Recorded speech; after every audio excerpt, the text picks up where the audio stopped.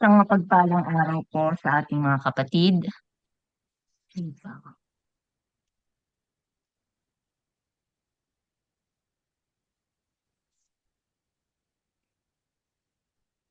Inaanyayahan ko po ang bawat isa sa ating panalangin.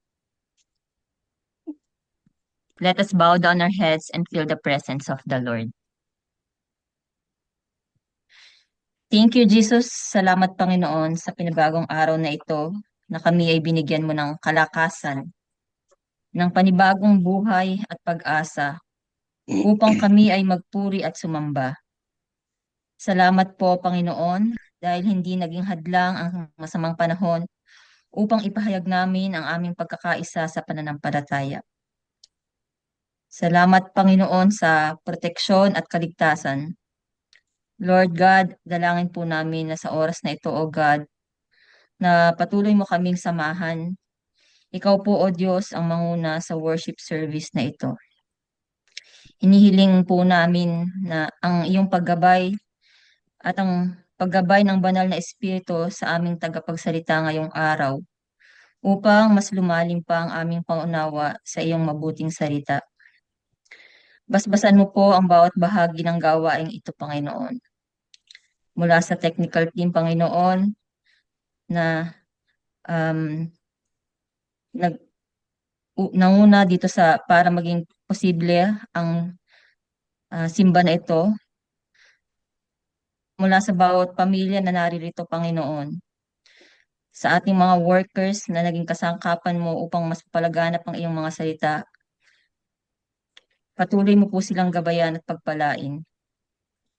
Panginoon, pinapanalangin din namin, Panginoon, ang mga bata na wala man nga kami ngayon sa iyong bahay-sambahan, Panginoon, ay kasama namin sila ngayon, Panginoon, upang matuto at makakilala sa iyo. Hayaan mo, O Diyos, na ang kapangyarihan mo ang dumaloy, lalong higit sa nangangailangan as our great provider. Panginoon, as our great healer, ipinapanalangin po namin lahat ng may karamdaman na sila'y pinagaling mo na, Panginoon. We claim, Panginoon, ang bawat isa sa amin ay lubos mong pinagpala, na ang bawat isang naririto na anak ng Diyos ay tumanggap ng iyong espiritu at mamuhay ng naayon sa ikalulugod mo. Panginoon, lahat po ng ito ay aming dinadalangin sa pangalan ng iyong anak na si Jesus. Amen. Amen. Excuse me.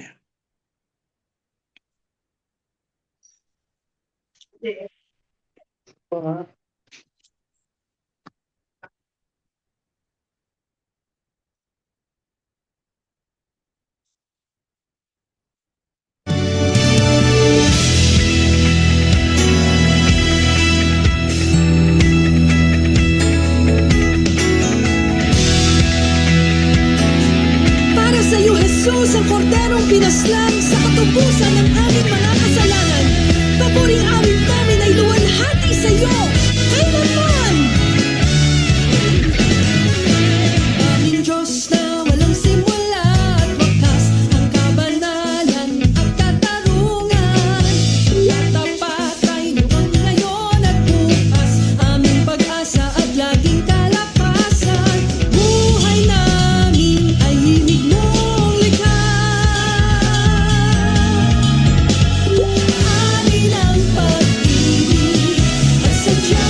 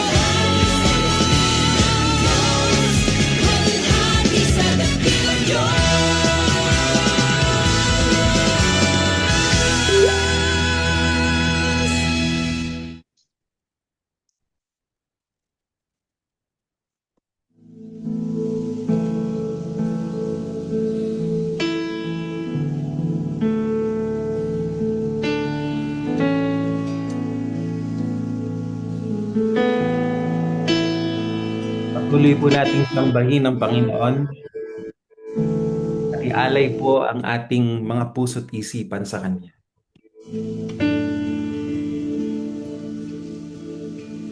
Habang hindi karapat-dapat, pagkukulan ng habag at wagas mong pagsinta. Habang walang kakayanan, masuklian ka ng mabuti sa lahat mong ginawa. Habang hindi karapat-dapat, pagkukulan ng habag at wagas mong pagsinta. Habang walang kakayanan, masuklian ka ng mabuti sa lahat mong ginawa. Iyakap mo ako sa aking karumihan, inibig mo ako nang di kayang tumbasan.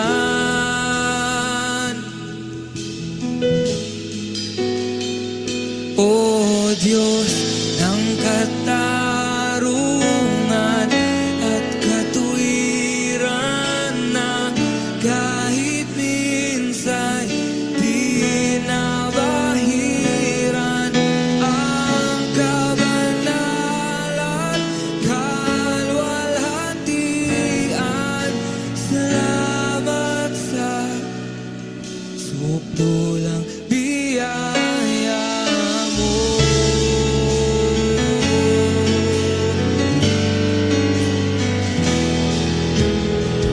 Ang walang salang manunubos at tumako ng palusang nararapat sa akin. Anong habag sa tulad ko'y gawa?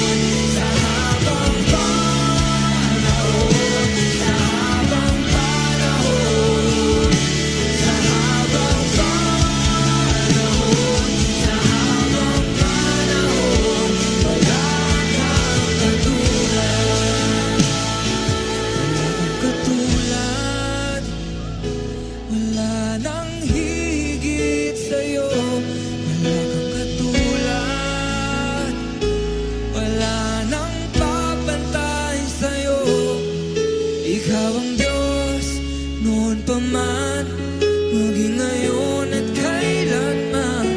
Sa habang panahon, sa habang panahon, sa habang panahon, sa habang panahon, sa habang panahon, wala kang katulad.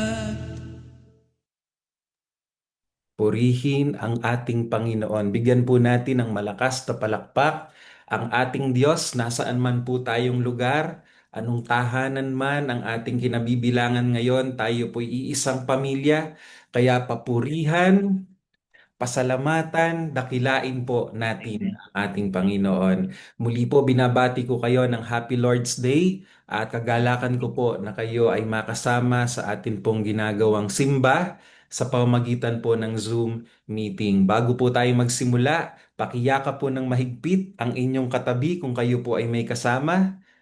Kung wala naman, yakapin mo na lang ang iyong sarili at sabihin mo sa Kanya, mahal na mahal ka ng Panginoon. Mahal na mahal ka ng Panginoon. At sabihin mo rin sa iyong katabi, hindi tayo iiwan ng Panginoon. Hindi tayo iiwan ng Panginoon. Iwan ng Panginoon. Alam ko po na ang bawat isa ay handa ng makinig ng mga salita ng Diyos, kaya inaanyayahan ko po ang bawat isa. Kung kaya po ninyong tumayo po kayo sandali, itaas po ninyo ang inyong mga kanang kamay, at bilang tanda po ng pagtanggap sa mga biyaya ng Panginoon, sabay-sabay po nating sabihin ang salita ng Diyos. Ang salita ng Diyos. Nagliligtas Nagliligtas. ang salita ng Diyos. Ang salita ng Diyos. Nagpapagaling ng sakit at karamdaman. Nagpapagaling ng sakit at karamdaman. Ang salita ng Diyos. Ang salita ng Diyos. Nag-aayos ng buhay. Nag-aayos ng buhay. Ang salita ng Diyos. Ang salita ng Diyos. Nagbibigay ng pag-asa. Nagbibigay ng pag-asa. At ang salita ng Diyos. Ang salita ng Diyos. Nagpapala. Nagpapala. Sabay-sabay po nating sabihin, today Today, I receive I receive blessings in the Word. blessings in the word. Sabihin po natin ang may pananampalataya. Today Today, I receive I receive the blessings in the Word. the blessings in the word. In Jesus' name, In Jesus' name, Amen. Amen. Minsan pa po, alayan po natin ng malakas na palakpak ang ating Panginoong Hesukristo. Manatili po tayong nakatayo para po sa pagbasa ng kanyang mga salita. Ang atin pong pag-aaralan ngayong umaga ay atin pong kinuha sa aklat ng Zacarias sa Lumang Tipan, Kabanata 2, talata 10 hanggang 11. Ganito po ang ating matutunghayan. Sinabi ng Panginoon, sumigaw kayo sa kagalakan, kayong mga taga-Zion, dahil darating ako at mananahang kasama ninyo, at sa panahong iyon, maraming bansang magpapasakop sa akin, at sila rin ay magiging aking mga mamamayan. Ito po ang salita ng ating Panginoon. Tayo pong lahat ay magsitungo at tayo po'y mananalangin. Mangyari po, ipikit din natin ang ating mga mata. Panginoong Diyos, sinasamba ka namin, pinupuri ka namin.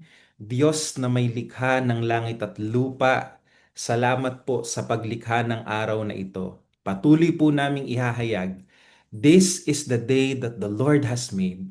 We will rejoice and we will be glad in it. Tunay nga po na ang kagandahan ng isang araw ay hindi po nakasalalay sa lagay nito, sa lagay ng panahon, kundi ang kagandahan po ng isang araw ay nakasalalay sa kagandahan ng aming Diyos, sa kanyang pag-ibig. Kaya ngayong umaga, O Diyos, muli naming inaalala ang pagmamahal mo sa aming lahat. Anong kami pong lahat ay makasalanan pa, ikaw ay namatay. Ang iyong anak na si Jesus ay namatay para sa amin. Salamat Lord sapagkat tinipon niyo po kami bilang iisang bayan. Panginoon, sa umaga pong ito, muli kaming lumalapit sa inyo. Hinihiling po namin ang pagpapatawad, sariwang pagpapatawad ninyo mula po sa lahat ng aming mga pagkakasala. May mga pagkakataon, O Diyos, nakakalimutan namin kung sino kami, kung ano kami sa inyong harapan. Patawad po, O Diyos, sa mga nagawa naming hindi magaganda, sa mga nasabi namin na maaring nakasakit sa aming mga mahal sa buhay at sa aming kapwa, sa mga bagay na naisip namin na hindi kaaya-aya sa inyo, mga maruruming thoughts, Panginoon, na hindi po nagbibigay lugod sa inyo, Panginoon. Salamat dahil kay Kristo nariyan ang kapatawaran at ang dugo ni Jesus ay sapat upang kami ay gawing malinis. Panginoon, dalangin namin na tanging boses nyo lang po ang marinig sa aming gagawing pag-aaral. Magwika po kayo, magsalita po kayo sa isang personal na paraan. Sa ngalan ni Jesus, lahat po tayo ay magsabi ng Amen and Amen. Bigyan po natin ng Panginoon ng malakas na blessing shout. At bigyan po natin minsan pa ang Panginoon ng isang malakas na clap offering. Thank you, Jesus. Thank you, Lord. Hallelujah. Hallelujah. Ari na po kayong maupo, brothers and sisters. At muli po, hinihiling ko po ang bawat isa na pakimute po muna ang inyong mga microphones upang hindi po mag-interfere sa atin pong sound system. Bago po ang lahat ay nais kong pasalamatan ang Borja family, lalo na po ang mag-inang Juliet and Ayel na sila po ang nag-manage ng ating Zoom fellowship ngayong umaga. Salamat po sa inyo. At kahit kaninang 6:30 lang ng umaga, ah 6:30 ng umaga na bigyan po ng instruction ang mag-inang ito ay talaga namang higit pa sa prepared at ready ang mag-inang ito. At katulong din po nila si Brother Aaron. Kaya alang-alang po sa kapurihan ng ating Panginoon, palakpakan natin ang pamilyang ito. Salamat sa Diyos. Alright, so muli po, Happy Lord's Day sa inyong lahat. At tayo po ay dadako na sa atin pong ginagawang pag-aaral. Ang pamagat po ng mensahe ngayong umaga, ngayong Lord's Day, ay atin pong tinawag ang kahalagahan ng salita ng Diyos sa gitna ng krisis. Sabihin mo nga sa katabi mo, kailangan mo si Lord. Kailangan mo ang salita niya. Naniniwala po ba kayo doon, brothers and sisters? Amen. Talagang kailangan po natin ang salita ng Diyos. Naalala ko, sabi ni Jesus, ang tao daw ay hindi lang nabubuhay sa tinapay. Kaninang umaga po ang almusal ko ay pandesal. At maaring kayo ay nagtinapay din o nagkanin kanina. Sinasabi ng Word of God na hindi ho sapat na tayo kakain lang ng pisikal na pagkain. Kailangan din natin ang salita ng Diyos upang tayo po ay mabusog at upang tayo po ay lumakas sa ating kalooban at anuman pong hamon ng buhay ay mapaglabanan natin. Lalong-lalo na kapag tayo po ay may mga sitwasyon sa buhay natin na kadalasan hindi ho natin makaya ng mag-isa, talagang kailangan ho natin ang salita ng Diyos. Now, meron po akong dalawang bagay na ibabahagi sa inyo upang masagot yung tanong na bakit mahalaga ang salita ng Diyos sa gitna ng problema. Tingnan po natin ang mga prinsipyo ng Word of God na ayon po sa aklat ni Zacarias. Una pong dahilan kung bakit mahalaga ang Word of God, una, kasi nangungusap ang salita ng Diyos sa ating sitwasyon. Hindi ko po alam kung ano ang kalagayan niyo ngayon. Hindi ko alam kung anong problema ang pinagdadaanan ninyo ngayon. Subalit isang bagay po ang alam ko, may salita ang Diyos para sa sitwasyon na iyan. Narinig niyo po ba yung sinabi ko? Ano man pong kalagayan ang pinagdadaanan ninyo, God has a word for you. Ito man ay problema sa negosyo, ito man ay problema sa asawa mo, ito man ay problema sa anak mo, ito man ay lihim na problema, wala nakakaalam, ikaw lang. Kapatid, ano man yan, God has a word for you. At ang salita po ng Diyos, ang siyang magbibigay ng liwanag sa anuman pong bahagi ng buhay natin na may dilim. At yan po ang naranasan ng mga Israelita nung mga panahon na sila ay dilim na dilim sa kanilang mga buhay. Kung titingnan po natin ang background ng talata na binasa natin kanina, ganito po ang kanilang kalalagayan. 70 years na silang nasa gitna ng krisis. Can you imagine that? 7 decades. Kayo, gano'n nakatagal yung problema nyo? Siguro 7 minutes pa lang, siguro 7 hours, siguro 7 days. or maybe 7 years. Hindi ko po alam, pero maikli pa yan kumpara sa naranasan ng mga Israelita na 70 years, 7 decades yung kanilang sitwasyon, yung kanilang problema at para bang hindi na malutas-lutas. Maaring kapatid, kagaya ka ng mga Israelita na may problema ka ngayon at parang wala ng kalutasan. At nakakatuwa dahil sa gitna ng matinding problema, sa gitna ng krisis na iyon, doon naman nagwika ang Diyos. Kaya, mga kapatid, totoo yung sinasabi natin kanina na anuman po ang sitwasyon natin sa buhay, God has a word for you. Yan po ang naranasan ng mga Israelita. In the midst of crisis, God spoke. Uulitin ko po yung sinabi ko. In the midst of crisis, God spoke. Lagi pong may katapat na salita ang Diyos sa anuman pong sitwasyon ng ating buhay. Kaya kapatid, hindi ka pababayaan ng Diyos. Hindi tayo pababayaan ng Diyos. Maaring ang tagal-tagal na ng problemang yon, maaring bigat na tayo, but God has a word for you. Now, tingnan po natin kung ano yung dumating na salita sa mga Israelita noong sila po ay nasa gitna ng matinding problema. Tingnan po natin ang chapter 1, verse 18. In the midst of problem, the prophet of God spoke, and the prophet gave the word of God for their situation. Tingnan po natin ang sinabi ng propetang ito. Ang sabi sa chapter 1, verse 18, pagkatapos nakita ko ang 4 na sungay. So dumating ang salita ng Diyos.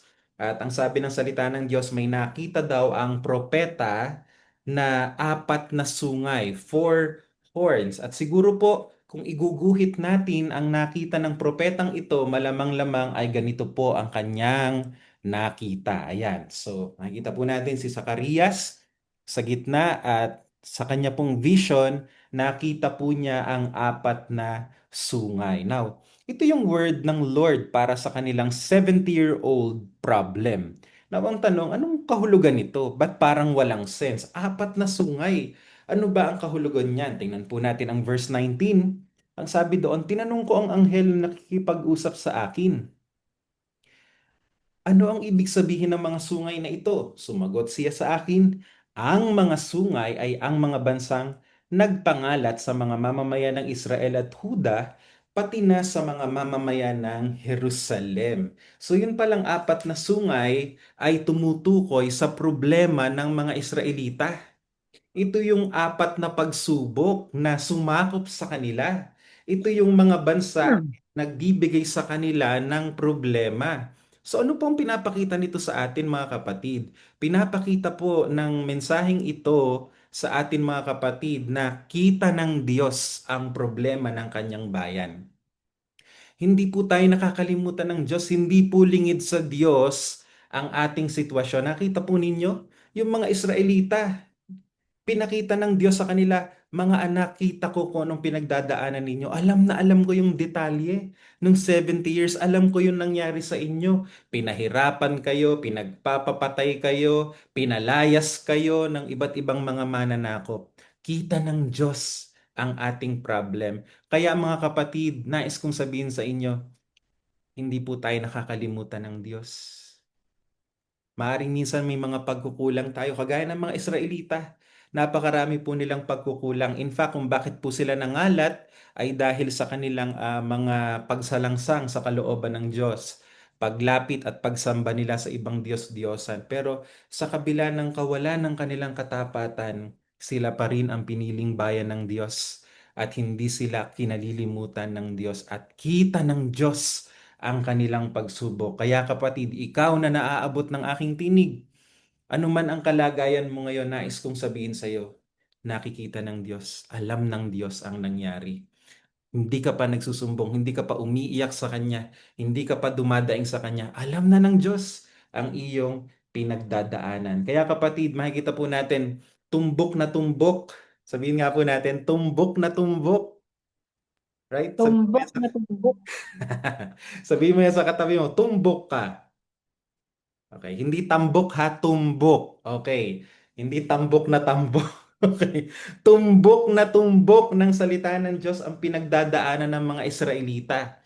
Dahil nung mga panahong iyon, nangyayari nga yung sinasabi ng pangitain na mayroong mga bansa na parang sungay na sumuwag sa kanila, dahilan kung ba't sila nangalat sa iba't ibang lugar at tuluyang napalayo ang kanilang sariling bayan. Makikita po natin yung hiwaga ng Word of God, ano? Na sa tuwing ito ay naririnig natin, may natutumbok sa atin. Amen po ba?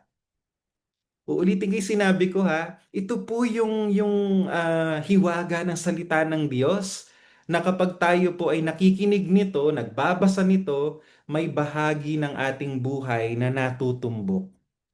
May bahagi ng buhay natin na nasasaktuhan. May bahagi ng buhay natin na kumbaga tinatamaan. Amen? Hindi naman alam nung preacher yung buhay mo. Hindi naman alam nung writer ng Bible ang kalagayan mo. Pero pag binasa mo, bakit ba ito yung nangungusap sa akin? Parang sinasabi mo, tama yun eh. Ako yun, kami yun, sapul yun sa amin. Kaya kapatid, we need the Word of God kasi pag nabasa natin yung Word of God, nakikita natin ng mas malinaw yung ating kalagayan. Kasi minsan pagka tayo ay bugbog ng problema, bugbog ng mga kung ano-anong kaisipan, nagdidilim yung ating katinuan. Ano ho?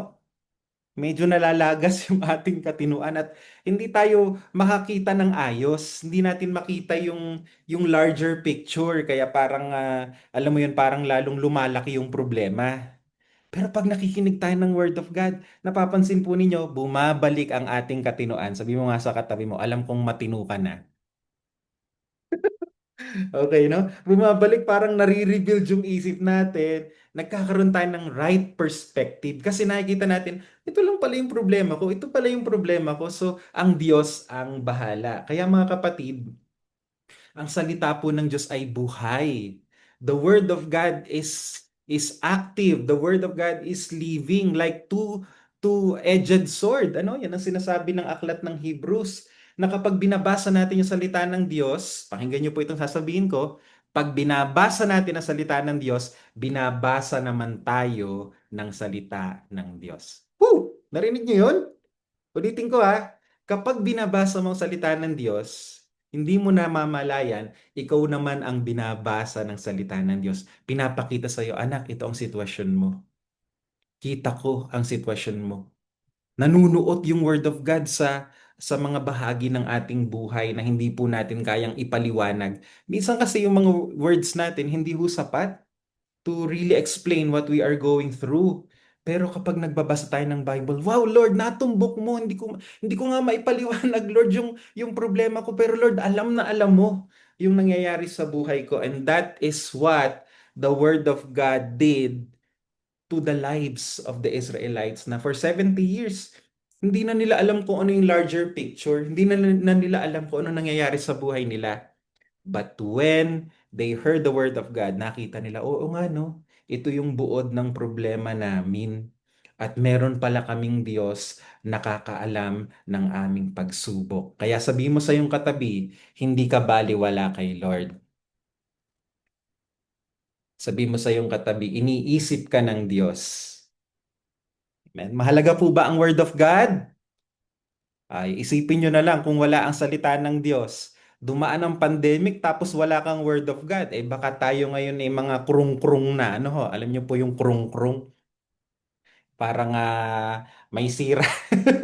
May sira na, no? Pero salamat sa Panginoon kasi ang salita ng Diyos nagpapabalik sa ating katinuan. Tingnan nyo po ang sabi sa verse 20.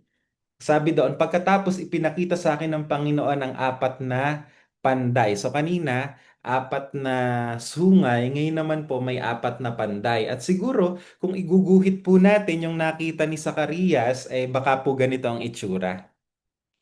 Ayan, so meron pong apat na panday na, ayan, meron po silang pinapanday. Okay, and then sabi po sa verse 21, tinanong ko, ano ang gagawin nila? Sumagot siya, sisindakin nila at wawasakin ng mga sungay.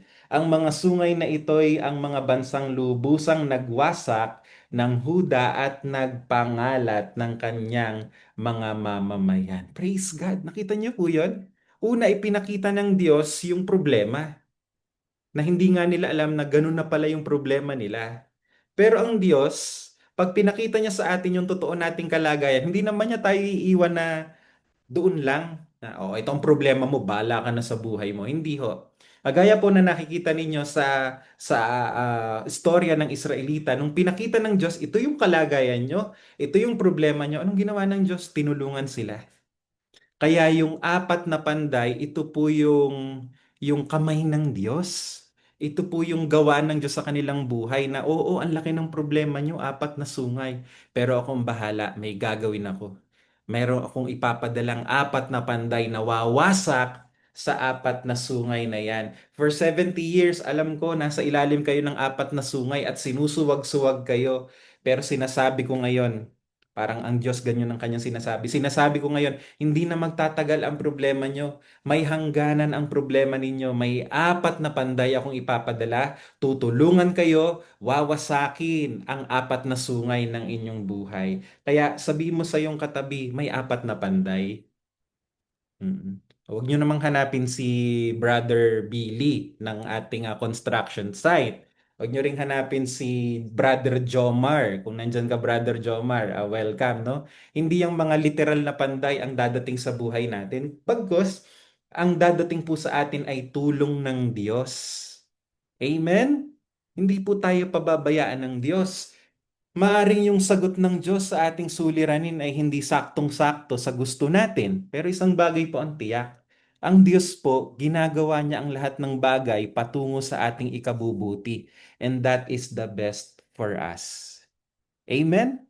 Ang ganda ng tema natin ngayong taon ano? Palagi ko may purpose kung ba't yan yung word natin for this year. Sovereign care. Ang Diyos talaga hindi siya nagpapabaya. Kaya yung mga naging lason sa buhay natin, mga naging mapapait na karanasan sa buhay natin, alam niyo ang Diyos para siyang isang mahusay na apothecary. Alam niyo ba yung apothecary? Yun po yung nagtitimpla ng mga lason para pagka ginamit sa bahay or sa katawan ng tao, hindi nakamamatay. So, ganyan po ang gawa ng Diyos, no? Isa siyang mahusay na apothecary na itong mga lason-lason na ito sa buhay natin, kaya niyang paghalu-haluin, timplahin, para maging maganda ang maging dulot nito sa ating buhay. What intended to harm you, God can transform them into something beautiful to become a blessing for you. Maaring iniwan ka ng mga tao, iniwan ka ng mga kaibigan mo, napabayaan ka ng mga taong inaasahan mo. Hindi ko alam kung ano yung sitwasyon mo ngayon, kapatid. Pero isang bagay po ang alam natin. God is the God of restoration. God is the God of rebuilding. Kaya yung apat na sungay sa buhay mo, yung mga matatayog na problema ng buhay mo, ay asahan mo, kapatid, bibigyan ka ng Panginoon ng right perspective para makita mo, oo nga no, kaya pala pinahintulutan niyo ng Diyos para lalong maging malapit ako sa Kanya, para lalo akong manalig, para lalo akong mag-mature. Kaya pala hinayaan ng Panginoon yung mga ganong pangyayari sa buhay ko para matuklasan ko yung totoong hinahanap ng puso ko, walang iba kundi si Jesus. So kapatid, ano pong ibig ko sabihin dito? Ang Diyos po natin ay Diyos ng laging saklolo. Ayan, pangalan niya ng simbahan dito sa may East Tagaytay. Yun pong simbahan ng ina ng laging saklolo. So meron po tayong ama ng laging saklolo. Sinasaklolohan tayo ng Panginoon, tinutulungan tayo ng Diyos, di tayo pinababayaan ng Diyos, and all things work together for good. Amen? We will rebuild. He will rebuild ourselves. He will rebuild our country. He will rebuild our lives, and God can turn our ashes into beauty.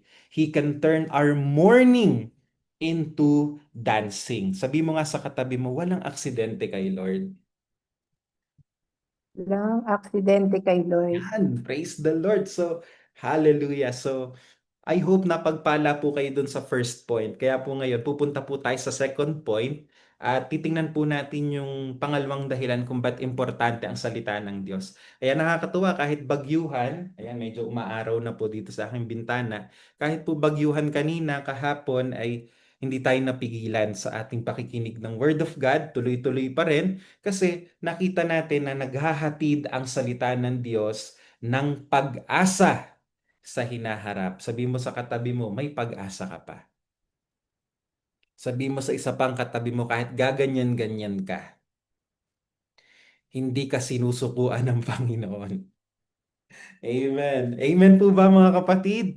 Hindi tayo sinusukuan ng Panginoon. Ako hindi sinukuan ng Diyos. Ikaw hindi sinukuan ng Diyos. Ang titigas kaya ng ulo natin. O, tingin sa katabi. Amen. Aba, ang lakas ng amen. Lahat po tayo matitigas ang ulo, lahat tayo makukulit, lahat tayo mga ningas kugon, lahat tayo mga hindi lang hayop sa ganda, hayop ang ugali. De joke lang po. Ano? So, ang point ko lang mga kapatid, lahat po tayo may mga failures. Pero nakakatuwa, yung word of God pag dumating sa atin, nakikita natin, hindi pa tapos ang Diyos. Hindi pa siya tapos sa ating mga buhay. Chapter 2 verses 1 and 2. Nang tumingin ako, may nakita akong lalaking may dalang panukat. Tinanong ko siya, saan ka pupunta? Sinagot niya ako, sa Jerusalem, susukatin ko ang luwang at haba nito. So meron daw pong lalaki may dalang panukat. Siguro medida yon, ano? Alam niyo pa yung medida? Alam niyo ho yan? Medida. Hindi ho, Yes. hindi ho, Ano ka? hindi ho medidang ha, kapatid ko yan. Medida. Okay? So yun po yung panukat. Kaya siguro, si Pastor joke na lang ng joke salasala naman. Kakauta. Okay, so kung ipipinta ho natin yung larawan ng nakita nitong si Zacarias, maaring ganyan po. Ayan, lalaki na may dalang panukat, maaring medida yan, o hindi ko po alam, ruler siguro. At sinusukat po niya yung Israel. Okay? So ano kayang kahulugan niyan? Sino yung lalaking nanunukat at bakit niya sinusukat ang Israel? Tingnan po natin ang dahilan. Verses 3 and 4. Pagkatapos umalis ang anghel na nakipag-usap sa akin, sinalubong siya ng isa pang anghel at sinabi sa kanya, magmadali ka. Sabihin mo sa lalaking iyon na may dalang panukat na ang Jerusalem ay magiging lungsod na walang pader, pero ang Jerusalem ay magiging lungsod na walang pader dahil sobrang dami ng kanyang mga mamamayan at mga hayop. Alright? So, ibalik mo nga, Ayel, doon sa previous slide, doon sa previous picture. So, ano daw po ang kahulugan ng lalaking yan na nagsusukat? So, ang kahulugan pala niya ng lalaking nagsusukat, hindi po siya makamove on. Okay, so kasi ang sitwasyon ng mga Israelita nung panahong ito, pinalaya sila sa bansa nila, nangalat sila. Tapos sila, ang inaasahan nila, babalik yung dating bansa. Kaya sinusukat nila yung nakaraan. Uy, narinig niyo yung sinabi ko? Sinusukat nila yung nakaraan. Di sila makamove on. Sana. Puro kumbaga parang ano to, yung regrets, yung parang nanghihinayang, yung parang sana dati na lang ulit yung buhay namin, dati ang sarap-sarap ng buhay namin, walang problema. Sana nasa probinsya na lang ako, sana nanatili na lang ako doon sa Dubai, nanatili na lang ako sa Japan at nagtrabaho doon. Ito po yung mga regrets natin sa buhay, yung sinusukat natin yung nakaraang kalagayan. Okay, nakukuha po natin na-stuck tayo doon sa nakita natin in the past. Ito yung past blessings ko, sana ibalik yun. So ngayon, ang nangyayari sa mga Israelita, sukat sila ng sukat, wala na silang satisfaction and contentment, naka-fix na yung isip nila sa nakaraan, sana bumalik sa dati, sana bumalik sa old normal. Okay, kung kumbaga nung pandemic pa parang gano'n. Sana bumalik sa old normal. Ayoko na ng gantong buhay, sawang-sawa na ako. Mm-mm. So, palagi ko marami sa atin ay ganyan po yung nararanasan, ano? Na nandun po yung palaging panghihinayang. Pero tingnan nyo po kung ano ang word of God para sa mga taong may mga regrets at panghihinayang. Verses 10 and 11, sinabi ng Panginoon, okay, kapatid, pakilipat sa next slide. Sinabi ng Panginoon, sumigaw kayo sa kagalakan. Sigaw nga tayo sa kagalakan. Woo! Yan, okay? Siguro dito nakuha ni Sister Edith yung kanta nilang kinompose, no? Sumigaw sa galak. So mukhang dyan nga kinuha. Ayan, so ang sabi dito, sumigaw kayo sa kagalakan, kayong mga taga-Zion, dahil darating ako at mananahang kasama ninyo. At sa panahong iyon, maraming bansang magpapasakop sa akin at sila rin ay magiging aking mamamayan. Okay. Sabi po sa verse 5, tingnan naman natin yung verse 5. Ang sabi po dyan, sinabi ng Panginoon na siya mismo ang magiging pader na apoy sa paligid ng lungsod ng Jerusalem at siya rin ang magiging kapangyarihan ng lungsod na ito. Verse 10 and 11, sinabi ng Panginoon, sumigaw kayo sa kagalakan. Sige nga, sigaw tayo ulit. Whoo! Sumigaw kayo sa kagalakan kayong mga taga-Siyon dahil darating ako at mananahang kasama ninyo. Wow! Yung nakikita niyo yung nangyayari dito, yung mga Israelita, ang sinusukat nila yung nakaraan na hindi na pwedeng ibalik. Pero sinasabi ng Diyos sa kanila, huwag na kayong mastak sa nakaraan kasi may gagawin akong mas maganda. Pinapakita dito ng Panginoon na ang sabi, lahat daw ng tao, lahat ng mga mamamayan sa iba't ibang bahagi ng mundo, magiging bahagi ng Israel. Wow, at kasama tayo doon. Mga kapatid, so ibig sabihin, ang iniisip nitong mga Israelita, yung dati, na maliit. Pero sinasabi ng Panginoon, kalimutan nyo na yung past vision. May bagong vision ako na pinapakita sa inyo na much bigger and better than what you are expecting. Gustong-gusto nating bumalik sa nakaraan pero hindi natin nakikita yung present na ginagawa ni Lord at hindi rin natin nakikita yung hinaharap na inihahanda ng Diyos sa atin. Kaya sabi mo sa iyong katabi,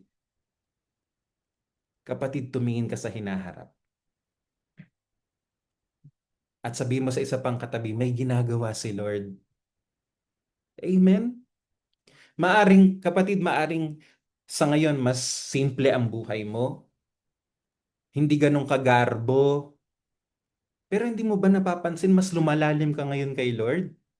Hindi mo ba nakikita mas maaring ang buhay mo dati ay sobrang lawak, ano? Ang lawak nung nagagalawan mo pero parang ngayon makipot. Pero hindi mo nakikita mas lumawak yung perspective mo, mas nag-mature ka, mas lumalim ka sa Word of God, mas ginagamit ka ng Panginoon, mas meron kang hunger for the things of God. Mga kapatid, yan ang inihahanda sa atin ng Panginoon. Yan ang better life that God has for us. At the end of the day, life is not about money, it's not about fame, it's not about what we can achieve in this life, but the joyful life is to live in His love, in His gospel, na lalo natin nakikita yung kalakihan ng Panginoong Hesukristo. At nakikita natin na tayo ay bahagi ng bagong Israel. Para bang sinasabi sa atin ng Panginoon, mga kapatid, gusto ko kayong anyayahan sa ginagawa ko sa mundo. I am saving the world. I am saving the nations. Kaya mga anak ko, sumama kayo sa akin. Lakihan ninyo yung inyong perspective. Huwag niyong ikulong. Huwag niyong ikulong ang inyong kaisipan. Huwag niyong ikulong ang inyong kalooban dun sa mga plano mo lang. Isama mo ako sa plano ng buhay mo. Sumama ka sa aking misyon. Magpagamit ka, kapatid, sa Panginoon. Yan ang better life. Amen. May kausap po ba ako dito ngayong umaga? And so, Amen. sisters, Amen. ano man po ang kalagayan ng negosyo mo ngayon, ano man ang kalagayan ng buhay mo, pasalamatan mo. Ipagpasalamat mo sa Panginoon. Amen. You are in the perfect place, you are in the perfect time. As long as you are in Christ, whatever situation that you are in, yan ang sukatin mo. Wag yung nakaraan, ang sukatin mo kung ano ka ngayon kay Kristo. Amen? Amen. God is not giving the promise na pag sumampalataya ka kay Kristo, alam mo yon, magiging sikat ka, magiging sobrang yaman ka, mapapantayan mo yung mga dalubhasa at mga natatangi sa bayan natin.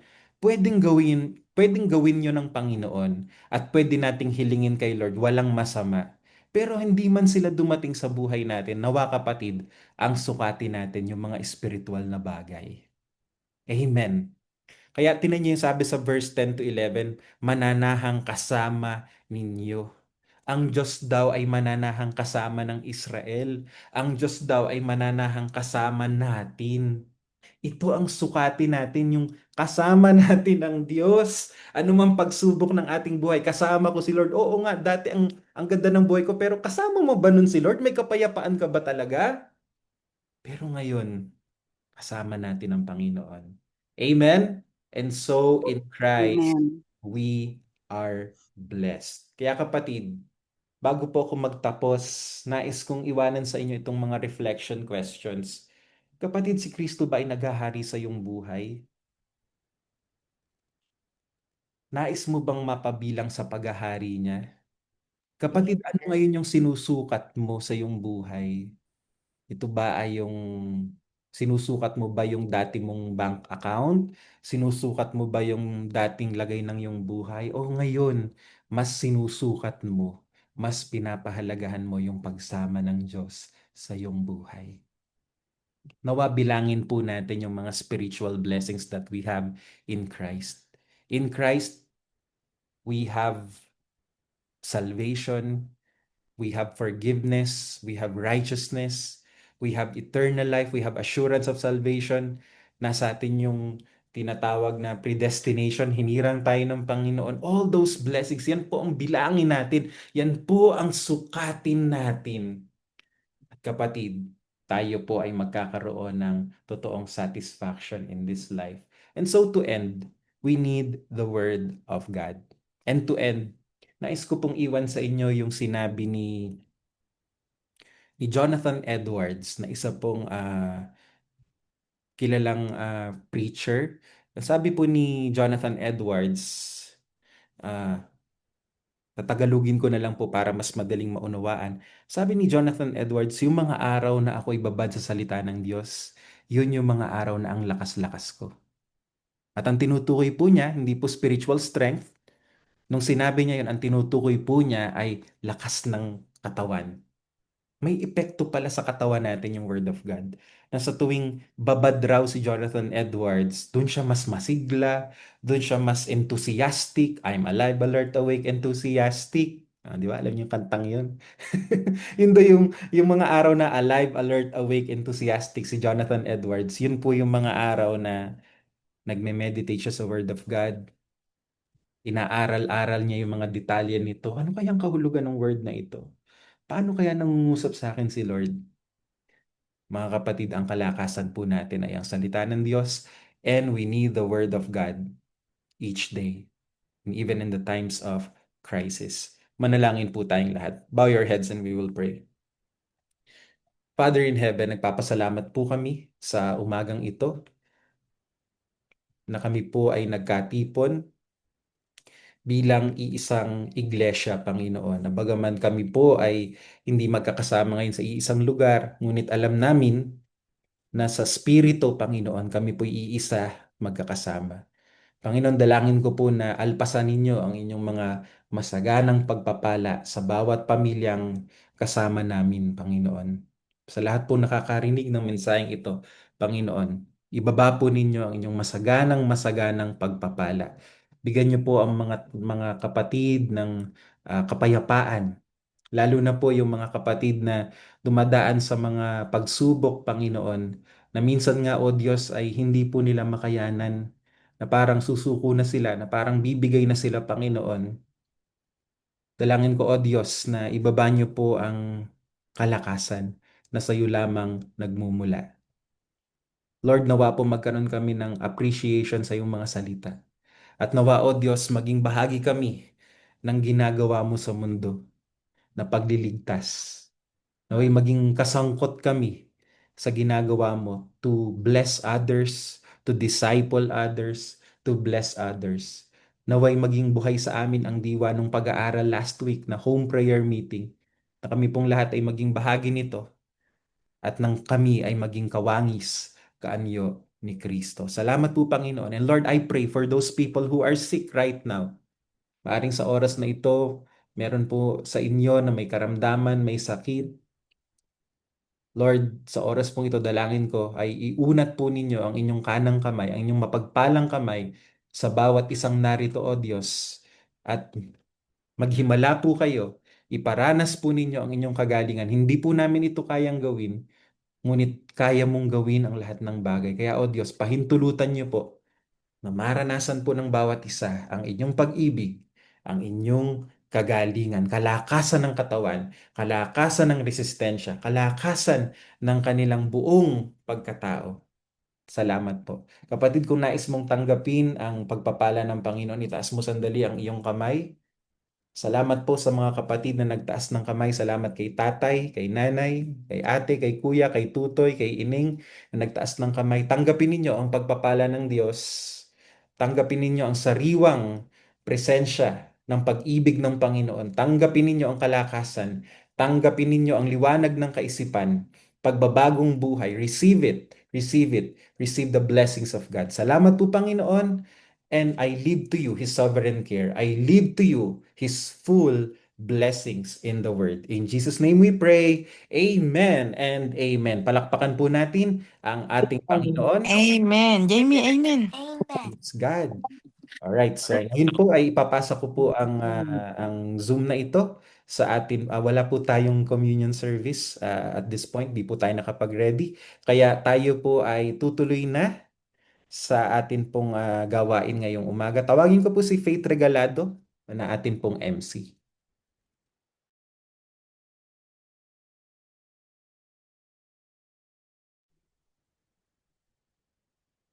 Ayan, dako na po tayo sa ating covenant. Lagay po natin ang ating mga kamay sa ating dibdib at sabay-sabay po nating bigkasin ang ating covenant. Kami ay nagpasya. Kami ay nagpasyang magmahalan bilang magkakapatid. Ang isa ay para sa lahat, ang lahat ay para sa isa. Ang lakas ng Lakas isa ng ay isa ay lakas ng lahat.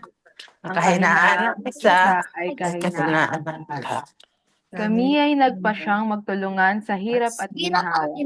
Nagpasyang Ang bawat magtulungan sa isa hirap ay at ginhawa. hugutan namin ng lakas. Bawat Kami isa ay ay nagpasyang nagluto sama-samang lumago bilang mga anak ng Diyos. Sa pangalan ng Jesus. Dako na po tayo sa ating announcement. Ayan, Community Life Formation.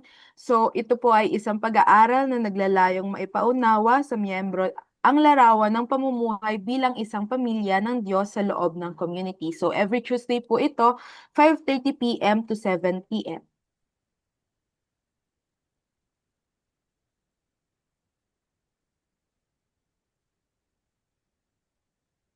Next po. Yan, every Sunday po, meron din po tayong Sunday School. 9 a.m. to 11 a.m. open for ages 3 to 12 years old. So, invited po lahat ng mga bata na nais pong umattend sa Sunday School. You are all welcome po. Next po. Yan. Host a home prayer meeting for your family. So, yung guide po here ay nasa FB group and page. So, if gusto nyo pong mag-open ng prayer meeting, tingnan nyo lang po yung guide na meron sa FB group po. Next po. Sunday worship service, meron po tayong every morning, 9 a.m. to 11 a.m. and meron din po tayong evening fellowship, 7 p.m. to 8:30 p.m. Every Friday, meron po tayong prayer hour. Invited din po kayong lahat. Tuwing 5:30 p.m. to 7 p.m. po siya. Yan, praise and worship team is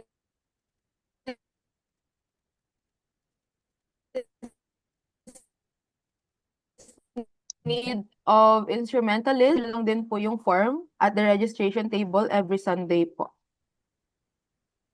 Yan, Lord's Day Service is Sovereign Care. So, meron po tayong guest speaker dito, si Pastor Roland Badoy. Magaganap po siya sa July 27, Tagaytay City, 9 a.m. and 7 p.m. po. And sa Calacaa po ay 3 p.m.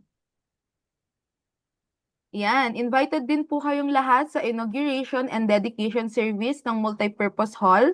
Magaganap po ito sa Blessings in the Word Fellowship School Incorporation. So, sa August 3 po ito, 9 a.m. to 11 a.m. So, officiating minister po natin dito ay si Bishop Ephraim Tendero. Yun lamang po. Para po sa ating exhortation to give, may I call on Sister Dina Tumbaga po.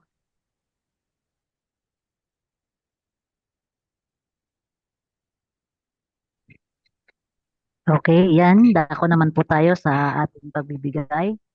Basahin ko lang po ang 2 Corinthians 9, 6 to 8. Ay, 7 to 8. Sabi dito, ang bawat isa ay dapat magbigay ayon sa sariling pasya, maluwag sa loob at hindi napipilitan lamang, sapagkat ang ibig ng Diyos ay kusang pagkakaloob. Magagawa ng Diyos na pasaganahin kayo sa lahat ng bagay, higit pa sa inyong pangangailangan, upang may magamit kayo sa pagkakawang gawa. Purihin ang Panginoon. So, ayan. Ay, nawala. Okay. Naririnig po ba ako? Yes po, Ate Dina. Ayan. Naririnig Okay, so, ayan, thank you. So, ayan. Ang atin pong pagbibigay ng ating kaloob at handog, hindi po ito isang obligasyon, kundi nakapagbibigay po tayo sapagkat tayo ay pinagpala na ng ating Panginoon. Ewan po ba? So, at itong pong ating pagbibigay ay, ito po ay bilang tanda ng ating pasasalamat at sa probisyon na patuloy na ipinagkakaloob sa atin ng ating Panginoon. Kung kaya, sabi dito, ang bawat isa, hindi po ito kasi sa pilitan ang ating pagbibigay. Kaya ang sabi dito ay magbigay ayon sa sariling pasiya, yung maluwag sa ating kalooban. At ang mga kaloob at handog po na ito na ating nalilikom, ito po ay ginagamit para din sa gawain ng ating Panginoon. Kaya hawakan nyo na po ang inyong mga kaloob at tayo po ay manalangin. Panginoong Diyos na makapangyarihan sa lahat, salamat po Ama sa mga biyaya at pagpapala na patuloy mong ipinagkakaloob sa amin. Tunay nga pong napakabuti mo o Diyos, na bagaman kami minsan hindi tapat, hindi kami karapat-dapat, subalit kami o Diyos ay inibig mo pa rin ng tapat. At kaya nga po Panginoon, tanggapin mo nga po ang aming mga kaloob at handog bilang pasasalamat at tanda ng pagkilala sa iyong probisyon sa buhay ng bawat isa sa amin. Patuloy mo nga po Panginoong pagpalain ang gawa ng aming mga kamay, ang aming mga pinagkikitaan. Patuloy mo nga pong buklurin ang pagmamahalan ang bawat tahanan ng mga kapatid ko na ito. Salamat po Ama, dahil alam ko o Diyos na ikaw ang patuloy na gagabay, papatnubay sa bawat isa at ang pagpapala mo ay patuloy mong ibubuhos sa bawat iyong mga anak, Panginoon. Salamat po, Panginoon. Ito po ang aming dalangin. Sa pangalan ni Jesus. Amen. Amen. Amen. Amen. And you may send your tithes and offering via bank deposit or bank transfer at BPI. So yung account name po ay Blessings in the Word Community. And yung account number po is 1803-0266-41. Yan lang po.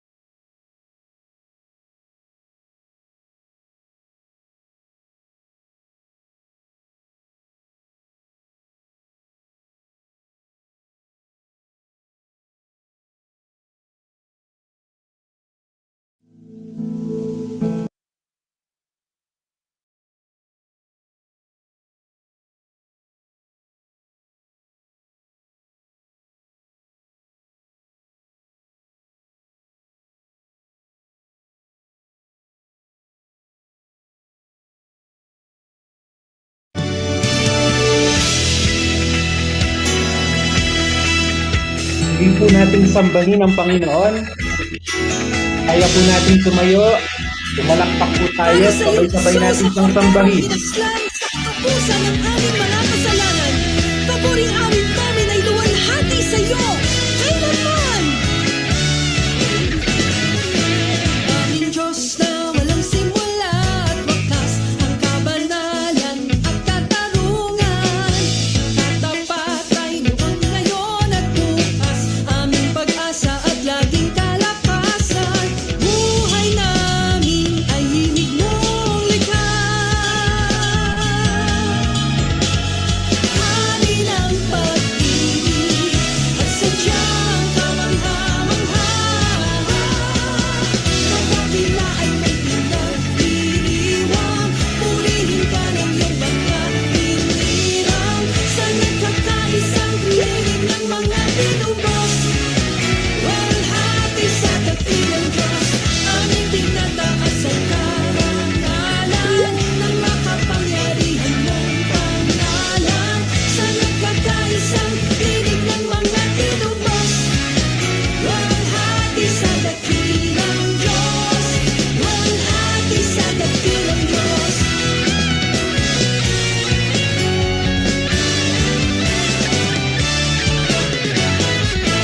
Manunubos, ikaw lang ang nag-iisa, karapat-dapat na papurihan. Hallelujah, sa korderong pinaslang, tanging ikaw ang kaligtas at katwiran. Ang biyaya at pag-ibig mo'y taglay. Sa krus itinanghal, kapangyarihan mo't tagumpay. Kakakilaan mo'y pinagdiriwang, purihin ka ng iyong mga hinirang. Sa nagkakaisang tinig ng mga tinubos, walhati sa dakilang Diyos, aming tinataas ang karangalan ng makapangyarihan mong pangalan. Sa nagkakaisang tinig ng mga tinubos, walhati sa dakilang Diyos, walhati sa dakilang Diyos.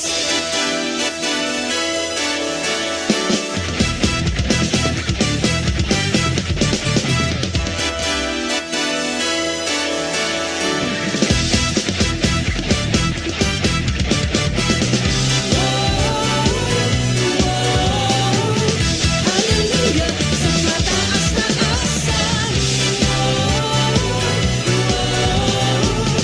Walhati sa dakilang Diyos. Hallelujah, sa mataas-taasan. Walhati sa dakilang Diyos. Hallelujah, sa kataas-taasan, karapat-dapat sa papuri, kailanman. Dakilan mo'y dinadiriwang, purihin ka ng iyong mga hirang. Sa nagkakaisang tinig ng mga Pinoy, walhati sa dakilang Diyos.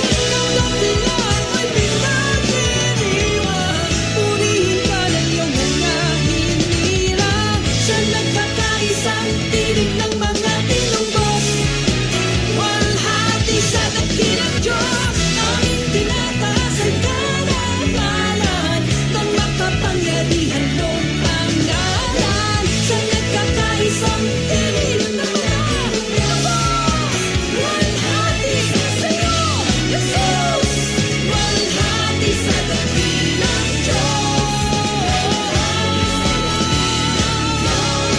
walhati sa dakilang Diyos.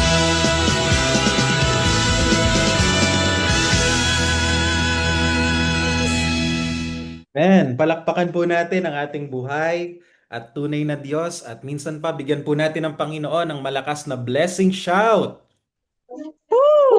Praise God. So next week po, balik na po tayo sa ating regular worship service, physical services. 9 a.m. sa umaga sa Tagaytay, 3 p.m.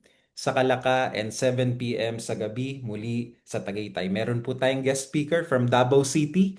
Kaya wag po kayong mawawala because the Lord is going to speak in a very special way next Sunday. Magsitayo po tayong lahat. Taas po ninyo ang inyong mga kamay. Tanggapin ninyo ang pagpapala ng Diyos Ama, kagandahang loob ng Diyos Anak, at pakikipagkaibigan ng banal na Espiritu. Ang lahat ay magsabi ng Amen and Amen. Bago po tayo magtapos, buksan po ninyo ang inyong mga camera at tayo po ay magkakaroon ng picture taking. Oh, ang dami po natin. Praise God. Sige po. Si Alright. Okay, buksan po ninyo ang inyong mga camera. Okay? So medyo marami-rami po ito kaya konting patience lang po. Alright, ready? Ready? 1, 2, 3. Okay, wait lang po. Kasi nahahati po siya sa 3 groups. Okay? Another one. Sige po, 1, 2, 3. Okay. Last group. 1, 2, 3. Right. Yon. So, sige po. Tapos na po ang ating service. Thank you po. Thank you po. Thank Nakakatuwa. you po. Kamusta yung lahat? See you next week. Thank you po. Hello. God bless. Mabatiin mo kayo sa chat. See you. Okay. Thank you po. Salamat po sa God bless you. Esto family, Uy Thank family, you sa blessing. Moscardon, Borja, Pehi, Lahat ng mga blessings. Marantan, Thank you so much. Española, Toledo, Cruz family, okay, Pedraza family, Peñalba family, Jimeno, Rock and Roll family. Kasi Brother Jun Rock and Roll. Okay, Pehi family. Okay, sino pa po bang hindi ko natawag? Sorry po, ang dami natin. Sandoval, Ruflo, Villaviray. Okay. Sino po tong Fepi? Fepi. Okay, Fepi family. Well, hello po. Kamana family. Tumbaga. Okay, palagay ko naman nabanggit ko na lahat. So, see you po. God bless you. The family. Bye-bye. So, Bye, everyone.